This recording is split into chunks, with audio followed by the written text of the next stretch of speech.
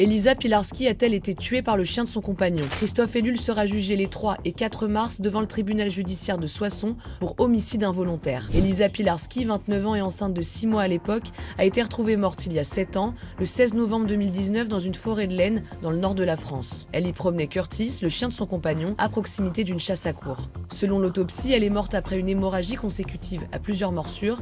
L'avocat de Christophe Ellul avance la thèse d'une attaque des chiens de la chasse à courre. Ce dernier affirme avoir vu la meute de chiens près du cadavre lorsqu'il l'a retrouvé, mais les analyses ADN n'ont révélé aucune trace génétique de ces animaux sur la victime. En revanche, celui de Curtis a bien été identifié sur la jeune femme. Je sais une chose, et je vous le dis, c'est que Curtis, il est innocent. Alors, Curtis, il est innocent parce qu'il n'aurait jamais touché Elise. Je me battrai jusqu'au bout. Ce qui est notamment reproché à Christophe Ellul, c'est la méthode de dressage inculquée à son chien Curtis.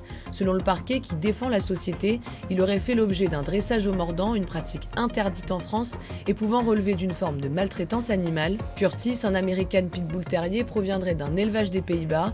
Il aurait été, toujours selon le parquet, introduit illégalement en France, ce que Christophe Ellul conteste. L'homme âgé de 51 ans aujourd'hui a, dans cette affaire, été mis en examen en mars 2021 pour avoir involontairement causé la mort de sa compagne. Il devra expliquer la détention de son animal et répondre aux risques graves qu'il a fait encourir à sa compagne en lui confiant la garde d'un chien dangereux alors que celle-ci était enceinte et qu'elle n'en connaissait pas pleinement de comportement.